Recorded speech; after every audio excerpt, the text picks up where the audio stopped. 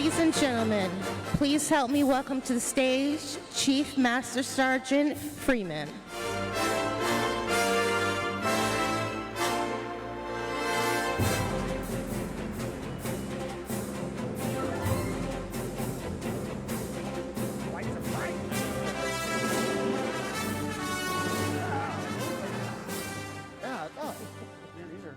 All right, hey, welcome, good afternoon, everybody. I want to welcome you for today's Combatant Command CSEL Senior Enlisted Leader panel, and certainly it speaks to some of the challenges that we face today with complex and contested environments, certainly a security environment that is challenging, but how do we best guarantee success in the joint environment certainly depends on the readiness of the airmen and the Guardians that we have the fortunate opportunity to lead.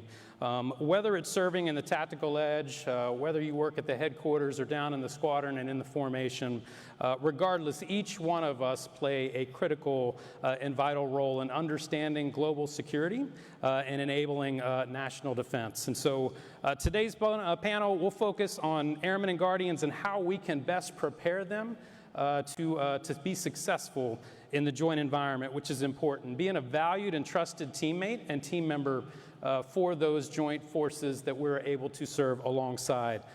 We've got a couple talented individuals here on the stage with me today.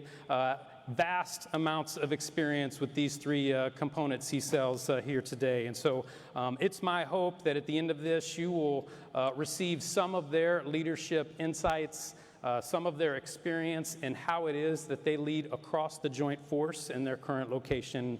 I'm Courtney Freeman, the AFSOC Command Chief. Thanks for joining us here this afternoon. And I'd like to introduce just a couple of my teammates here. First, in the middle, we've got Chief Jacob Simmons. He's the CSEL for SPACECOM. We've got Chief Master Sergeant John Storms. He's a NORTHCOM, and I believe that makes him the Command Chief of America. And so a very interesting dynamic and certainly something to celebrate on 250. And then lastly, Chief Kenny Bruce on the far end there, who's the CSEL of CYBERCOM. And so without further ado, that's right. Without further ado, I'd like to get a question started off for each one of you to try and take a swing at. And so we often hear that we're operating in the most complex security environment in decades. From your perspectives, what does that mean for today's Airmen and Guardians, and why should they even care? Okay, hey, thanks, Courtney, and thanks to AFSOC for having us out here. I think it's an honor to be here. So it's a really great question, and from the NORAD and NORTHCOM perspective, what I think you need to understand is that the homeland is no longer a sanctuary. For decades, I think when many of us were young airmen, we had oceans as barriers on each coast. We had friendly nations to the north and south, and we were pretty secluded and protected. That's no longer the case. Our adversaries are continuing to develop capabilities that can affect us in the homeland every day, particularly in space and cyber. So we are at risk here in the homeland. And obviously at NORAD and NORTHCOM, we're working very, very hard every day to keep us all safe. For the Airmen and Guardians in the room, I would tell you that whether you are assigned to NORAD and NORTHCOM or not, whether you're assigned in the CONUS or not, you are part of Homeland Defense. When you are monitoring networks, when you are keeping our satellite communication secure, when you are maintaining radars or satellites, all of those things are directly linked to protecting the homelands. And so everybody is a Homeland Defender, whether you're assigned to NORTHCOM or not, so thank you. I would also say that as technology advances, our margins for error are very, very, very slim. Hypersonics, cyber attacks that happen in milliseconds, we've got to be really, really quick and very protected. So everybody in this room, whether you know it or not, is part of a very integrated shield that keeps the homeland safe. And why you should care about it is pretty simple. In order for us to project power globally, we have to be secure at home. And if we're not secure here, we will never be able to do our job overseas. Thank you. Chief Simmons. So if Chief Storms, if you're Chief Master Sergeant of America and I'm at Space Command, does that make me Master of the Universe? Yes. I knew it. And you got to have something when it's your turn. You know I have absolutely you got nothing, 5 minutes Jake. to think about it. So we all know, we've heard over and over again that the character of war is changing. And the character of war is accelerating as we speak. Whether we're starting to talk about things like automated systems, augmented capabilities, whether it is AI, whether it is agentic systems that are thinking on behalf, whether we're looking at hypersonic glide vehicles or fractional orbital bombardment vehicles that can drop capabilities, maneuver around radars, our domains are changing, and I say that plural. It is not a space-only change, a cyber-only change. All of the domains are now changing. And each of us in this room have ownership in that.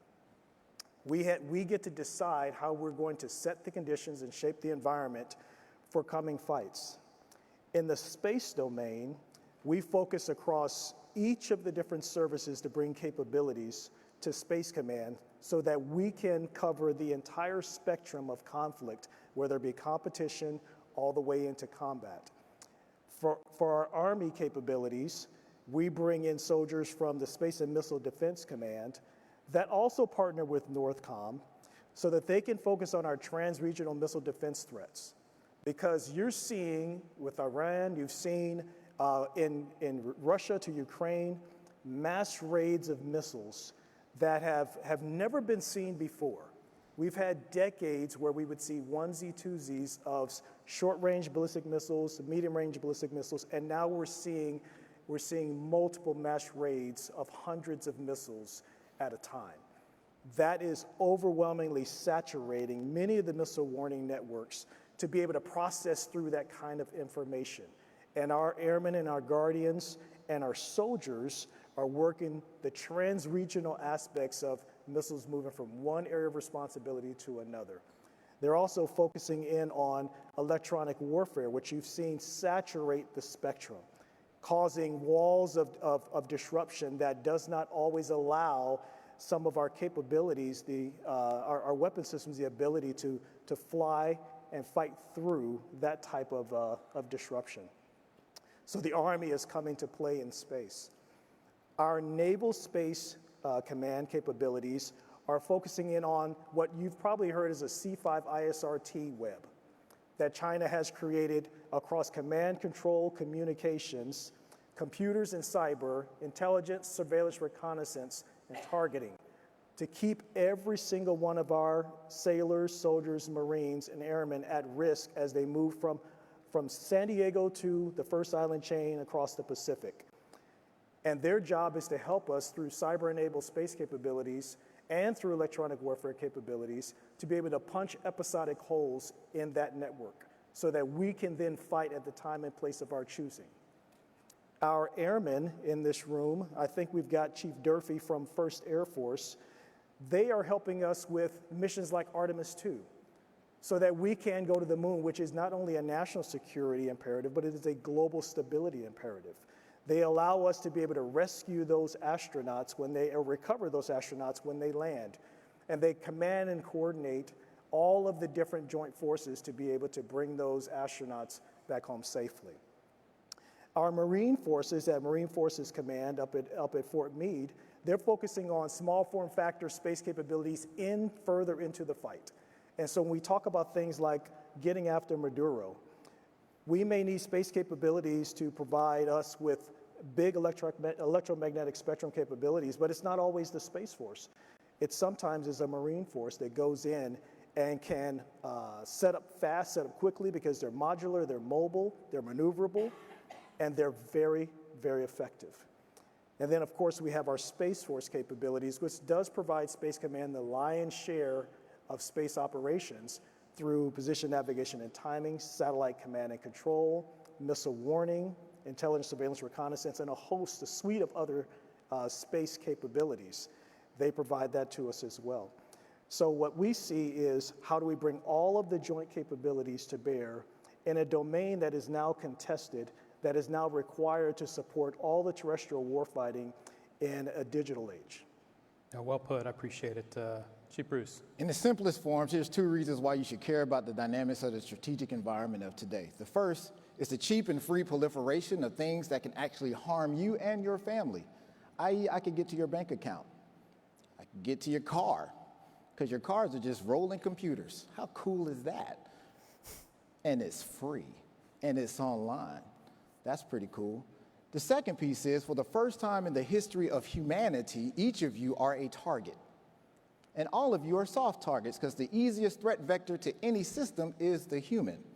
And if you think through what the Chinese are doing when it comes to biotechnology, and if you haven't seen what occurred probably about 3 days ago, where agents created 16 distinct viruses on their own to alter the DNA of a human, that's where we are today. How cool is that?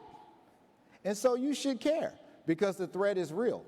And each of you are a vector for our adversary to get into our data, into our maneuver, and to how we fight as a joint force.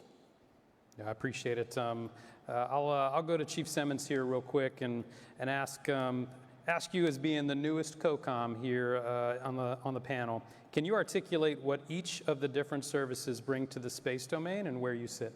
So we kind of covered that on the opening question, with the Army Space and Missile Defense Command and the Navy Space, Marine Forces Space, the Air Force Space, Space Forces Space, all of those capabilities. What we didn't quite cover is it's not just our military services, it's also our allies and partners significantly contributing in space. I think we've got Warrant Officer of the Air Force, Ralph Clifton, sitting right over here. We work with Australia on the daily to ensure we have space domain awareness, to ensure that we have the right missile tracking. Same thing with the UK and Canada, New Zealand. We have actually, I've got a patch I'm wearing here for Multinational Forces Operation Olympic Defender, which is our Five Eye partners, plus France and Germany, that are all working to campaign at classified levels within the space domain, doing on-orbit rendezvous proximity operations and a host of other things to ensure that our adversaries, when they look at space and think about contesting us in that domain, they have to think about all of our allies and partners working together and whether they want to disrupt that. In addition to allies and partners, we have to bring in our commercial. Space is probably the domain that has the most commercial influence in times of combat. If you think about when Russia invaded Ukraine, Ukraine started to receive Starlink capabilities from SpaceX. And Putin actually reached out to Starlink, to SpaceX, and said, I need you to cut that out, because if you don't, I'm going to blow a satellite out of the sky. And the answer from SpaceX was, we'll send up 50 more. And Putin was not able to counter that because of proliferation from our commercial sector.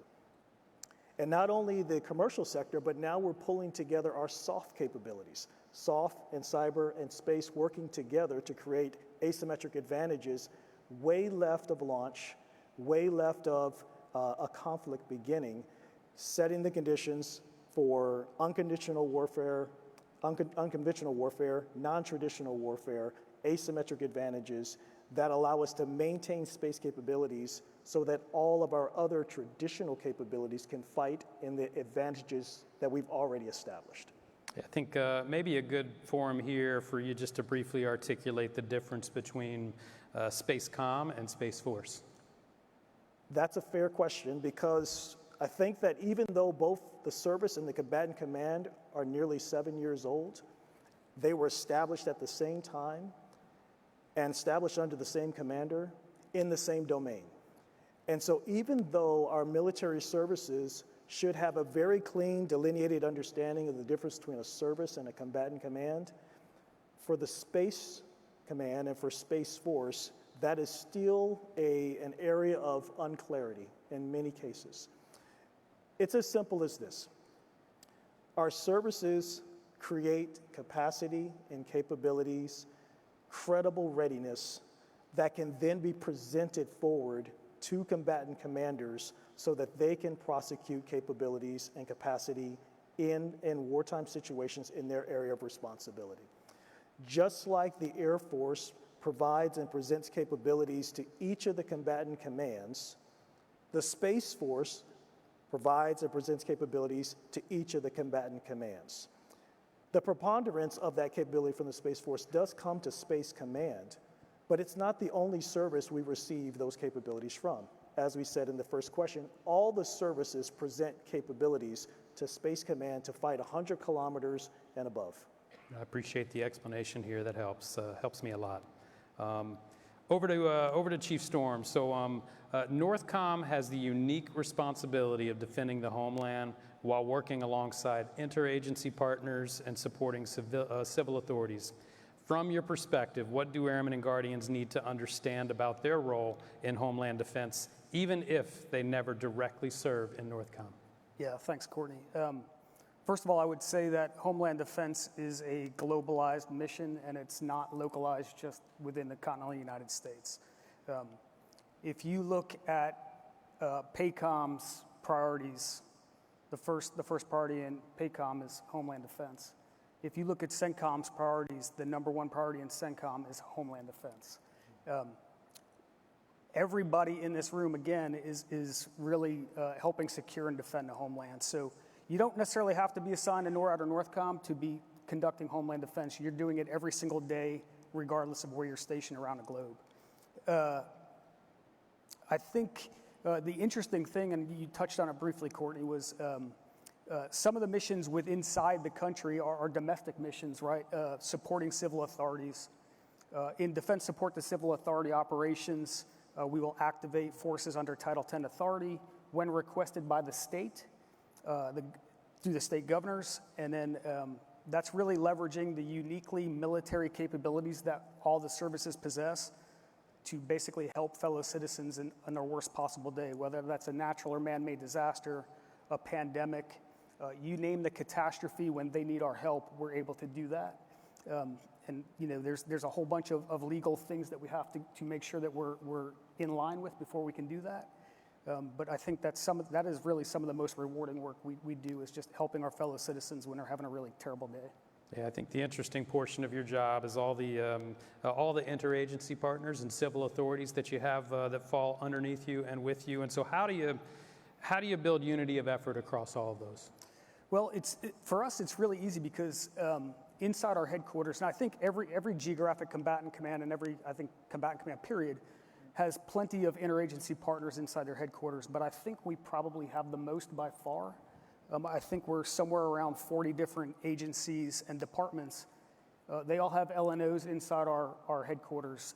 These LNOs are tied into everything we do. They attend all of our battle rhythm events, and they're senior enough that they can speak on behalf of their organization. So that's really how we maintain unity of effort. Our NORTHCOM deputy commander is an Army National Guardsman. He's got a great relationship with the tags of all 54 states and territories. So when there is something brewing that could possibly cause us to go to pick a state, our DCOM is already in communication with the tags and the governor, and we can kind of prep the battle space before we're actually activated and tasked to go, and that's proven very valuable. No, it's certainly a challenging environment to lead across. So thanks for sharing. Over to Chief Bruce. So cyberspace is no longer the responsibility of only cyber professionals. It underpins every mission that we execute. What do you want every Airman and Guardian, regardless of AFSC or specialty, to understand about their role in maintaining mission assurance and strengthening our advantage in cyberspace? So every day, all of you operate on our warfighting domain, which is the Department of War's Information Network. To give you perspective of that information network, the largest partition of the internet in the world is the United States of America. The second largest is the People's Republic of China. The third is the Department of War's Information Networks. 2.6 million users, 12.5 million endpoints, 750,000 plus attacks probably occurring every minute. It's pretty cool. It's a good gig. And so for all of you, understand that it is a warfighting domain that each of you touch every single day. And so here's just some key quick things I could give you as Airmen and Guardians that'll help you on this journey of navigating cyberspace. And it's not in those CBTs that you take. First thing is your data. Know your data, know where your data is going, know who you have agreed to share your data with, and understand the data schema of your family members and everybody that is connected to you. Now, some of you might be like, why is he talking about data? Data is a currency of warfare. So if you think of MHS Genesis and the data that is about your medical records and your readiness level, that's carried on the unclassified networks, and it's all over the place. That's pretty sweet. So you should probably know where your data is, know where your data scheme is. The next thing is, if you get an email, don't click the link. For the love of God, don't click the link. Please. For me, and for General Stanton, and for General Rudd, just don't do it. Don't plug your phones into network computers. And some of you might shake your head and be like, that's not happening, Chief. It happens every single day. I know y'all don't like clicking that dog with the goggles, and it's like, I consent to monitoring, right? I consent, and just know that we are monitoring. So I would ask you, go to websites that are approved while you're at work. That would be awesome as well. These are all simple things that we could do. When you get home, and let's say you have a work computer or a work phone, and you connect to your home network, I ask you to unplug your Soho router or your home router at least once a day. Unplug it, reset it, and then plug it back in the wall. So that way you make things a little more difficult for the people that's trying to do us harm. Always look at yourself as a vector that could be the weakest link to keep us from winning the next fight, because it only takes one. And in our domain, a simple tactical act can have strategic effects or national level implications that causes us to do a lot of work that we probably shouldn't have done. So each of us, every airman, every guardian, has a responsibility to ensure that you secure the networks. It is not just doing your twice-a-year computer-based training, but it's having a good practice of, I don't even use the term cyber hygiene anymore. Cyber readiness. Understand the domain, because all of you operate in it. You're users of it, and you need it. Are there any F-35 maintainers in the audience? Like one or two? I see you out there. I see you, F-35. All right. The Automated Logistics Information System. Woo! Alice. That's right. Take care of it, please. Take care of it. All right, so, but all of you are users in the domain. You're part of the domain. You're part of our warfighting force, so I need you to take responsibility and don't make yourself the weakest link in this fight that we're in when it comes to data and trying to get the strategic and the information advantage over our adversaries. That's great. Great recommendations. You specifically did not mention our artificial intelligence, and so what role does it play moving forward?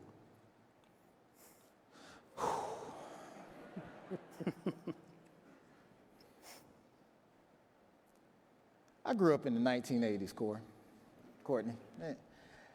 And there was this movie called Terminator. And those that heard me talk, you'll hear me talk about Arnold Schwarzenegger. He landed down. And never in my lifetime did I ever think that Skynet would be real.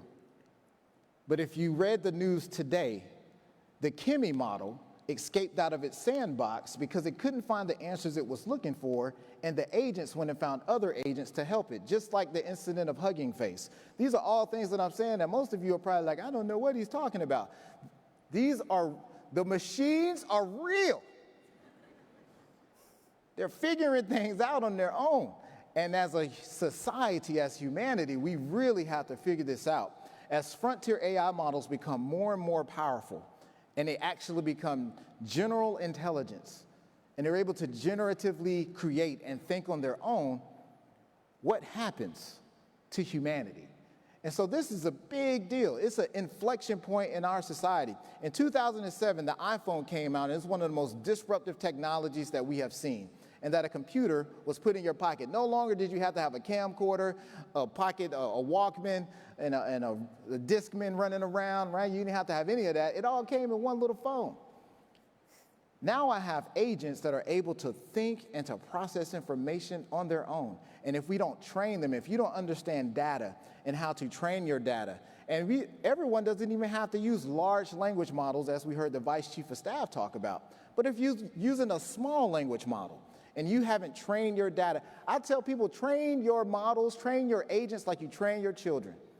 Just like I train my kids to do chores, that's how you need to train your agents and give them distinct rules so that they don't try to escape out of sandboxes and start thinking on their own. So it's real, Courtney. The future is now, man. Be afraid. Be very afraid.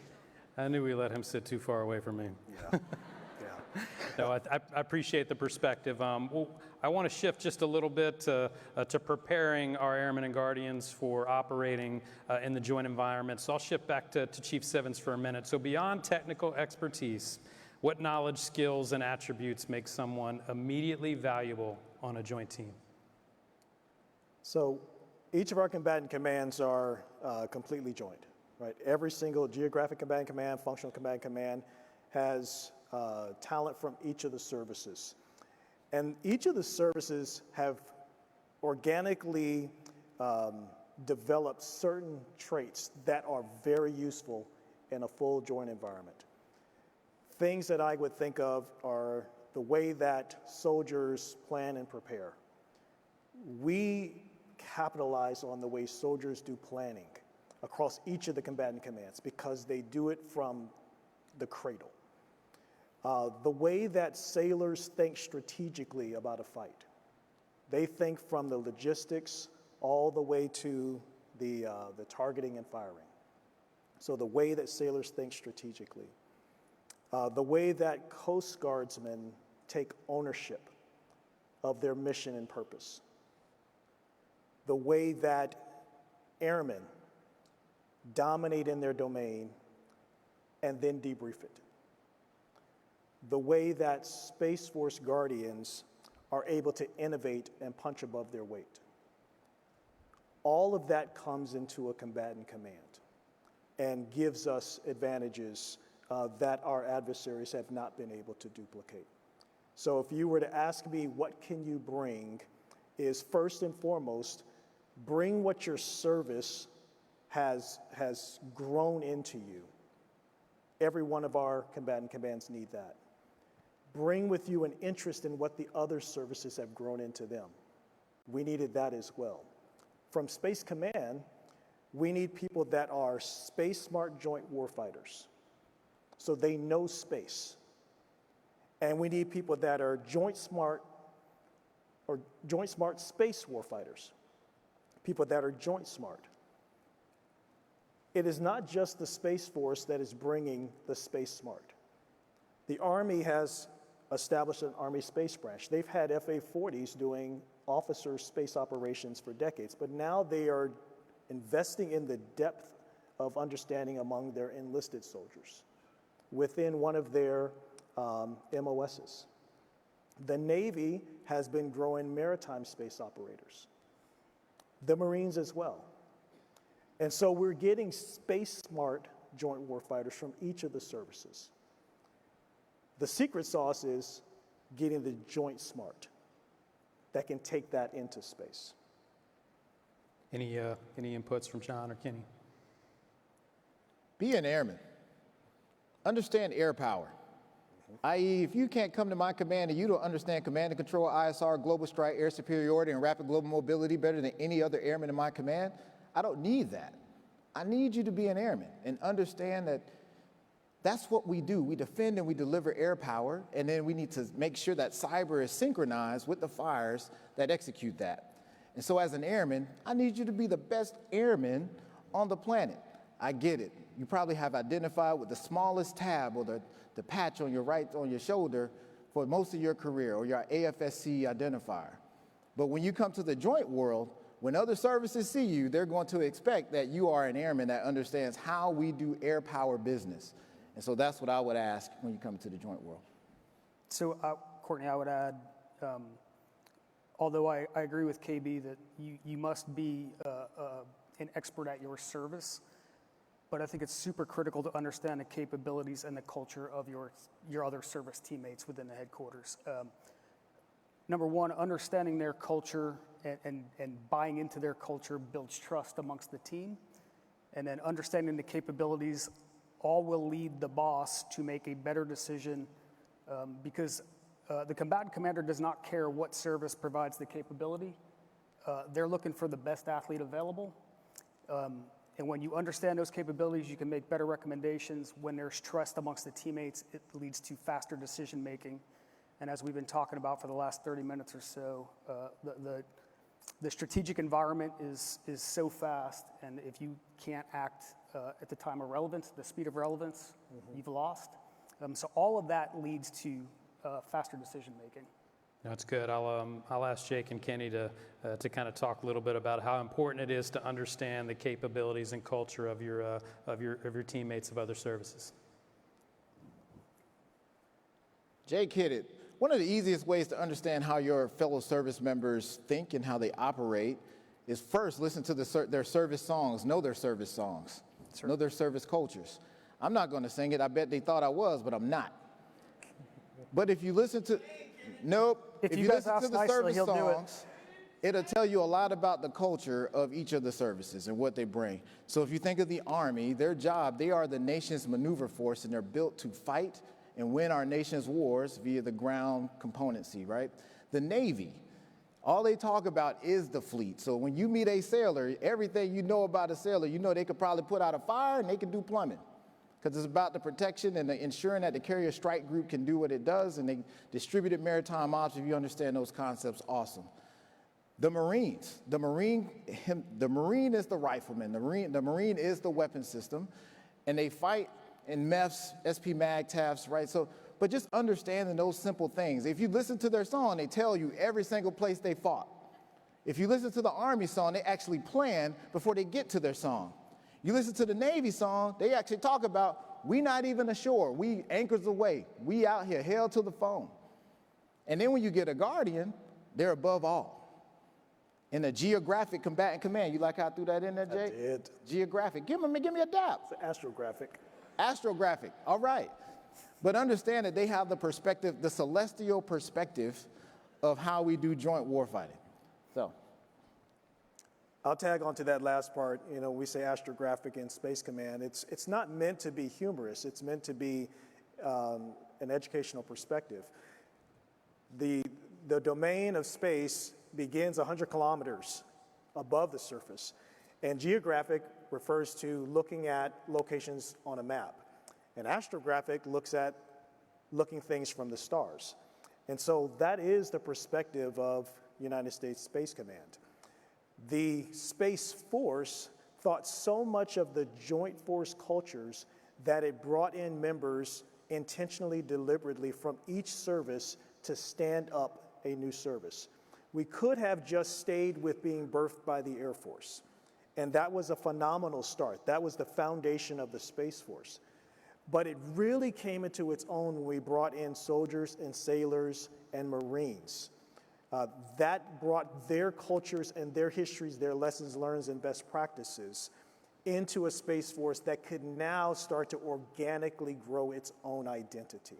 So as we start to move through these future fights, make sure that you are thinking through multi-domain, all service, all joint, all the time.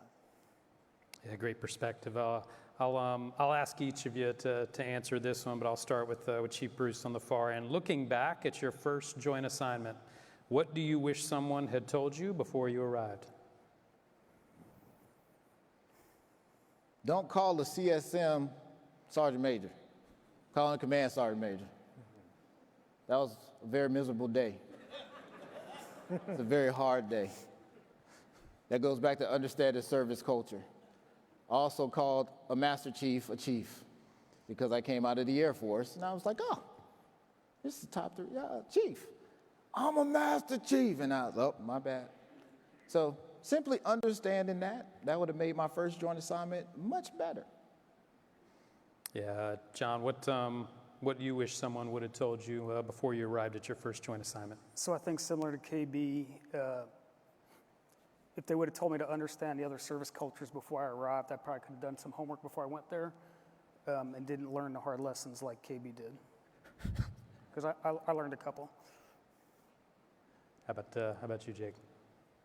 Just don't be parochial, right? We all really think highly of our own specialty and our own service and our own domain. and thinking more about the profession of arms as a whole. That's more inclusive, that's all inclusive of the actual fight at hand. So when I got to my first joint assignment, I was thinking about space. And when I got to that assignment, I realized it was not about space for space. Satellites and systems on orbit don't exist to take care of themselves. They exist to provide capabilities to the joint warfighter, terrestrial, at sea, and in the air. And understanding that quickly gave me the right perspective so that I could actually accomplish or at least support and contribute to the mission. Yeah, I appreciate that. We are now entering the final stages here of this panel, and we're going to call it the lightning round. And so this will be a series of just short questions that I'll ask each one of you to answer with one or just a few word answers based off of what I'm asking you here. And so we'll just go down the line here, starting with John. One word that defines an effective joint teammate. Integrator. Relevant. Confident. One leadership habit every NCO should develop. Anticipation. Think 2 up, 2 down, 2 out. Confrontation. All right, we'll start with Kenny with this one and work our way back. One professional habit every airman or guardian should stop doing. You said, say that again?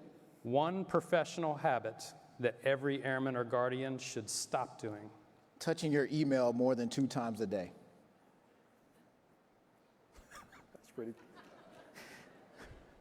That's pretty good. Yeah, I think we all fail. Jake? I would say that we need to stop building warfighters for the fight we already fought. Do I have time to give an explanation or just? Of course. Go for it. Yeah. Okay. Hey, so one thing I think that we need to stop doing is when we say we're taking care of our subordinate, what we really mean when you say that is that we're going to try to make their professional life as easy as possible. You're going to allow them to cut corners. I think some of the questions earlier in the panels, some of the earlier panels kind of touched on this. I firmly believe that it's our duty and our responsibility as NCOs to prepare our subordinates for their worst possible day, not try to make their professional life as easy as possible. We need to provide them tough and realistic training. We need to set and hold them to incredibly high standards so they can succeed on the worst day of their life, not to make their life as easy as possible. Yeah.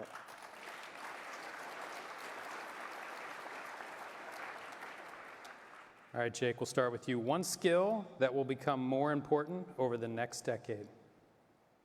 Discernment, and I'll give an explanation if I can. Just as Chief Bruce was talking about, we are in a digital age, and with that comes deception, disinformation, all of the negatives that now each of our airmen and guardians have to sift through. And if you don't have disciplined discernment of what you're ingesting, and then even more discipline about what you are giving out, it causes decay and disruption in the discipline that Chief Storms was talking about. So if I were to say anything that each of our airmen and guardians today need to have is disciplined discernment. KB, one skill that will become more important over the next decade. HVAC. True. Data systems. John? That's funny. Data literacy. One book every enlisted leader should read. Outliers. Malcolm Gladwell talks about creating excellence and greatness. John? Gates of Fire by Stephen Pressfield. If you read it, it will lay out all of our core values. You'll see it all played out in the entire story. Remarkable book. KB, one book every enlisted leader should read. Green Eggs and Ham. Sam, I am.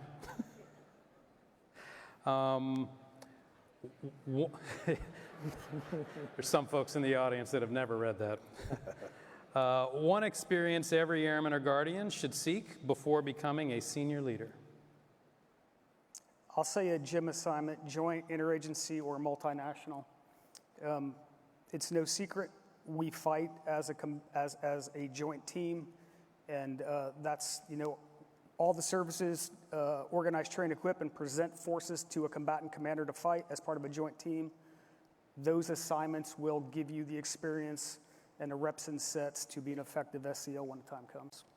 All right, one experience every airman or guardian should seek before becoming a senior leader.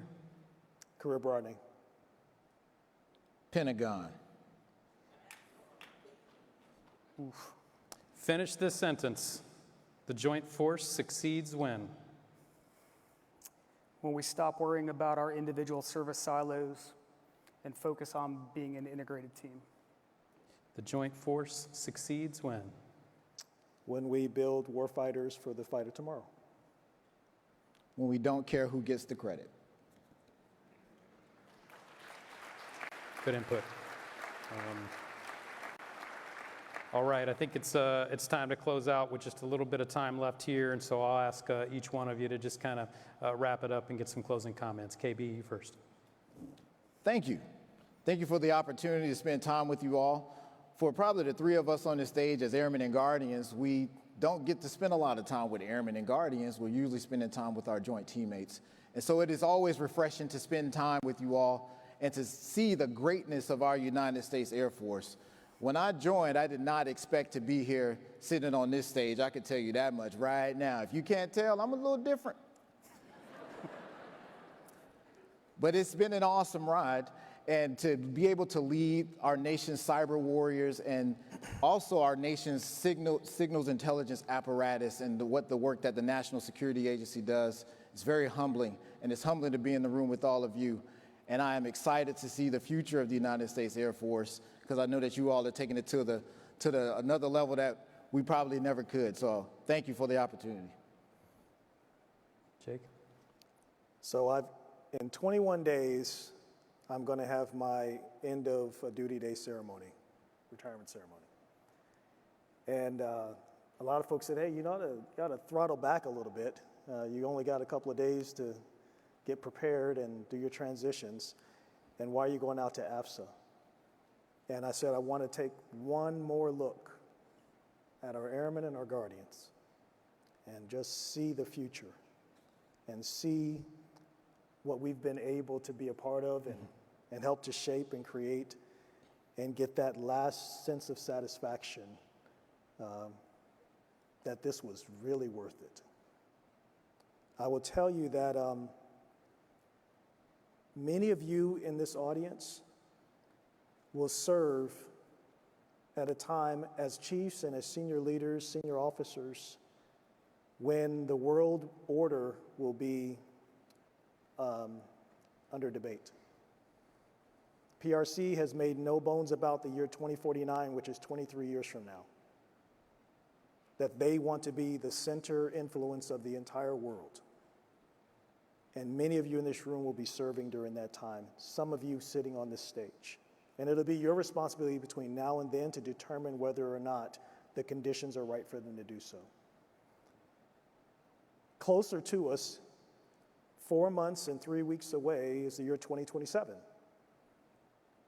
And while we're talking about preparing and readiness, we may have to actually do more than practice. We may actually have to go and put in the work that will decide whether or not we remain an influence in the world. And so there's a soberness that should leave with this room, that the world and our nation are looking to this group in this room to make sure that we have a future that we want to move into. And so I want to say thank you to each and every one of you for taking care of our future. I ask you also to take care of each other. Thanks. John? I'll start by saying thanks for listening for the last hour to 3 old guys who are in their last 1, 2, 3. who are in their last AFSA in uniform. I appreciate it. I would say thanks for doing what you're doing. Whether you realize it or not, thanks for your role in Homeland Defense and being great teammates. So I hope everybody enjoys the rest of the week. Thanks.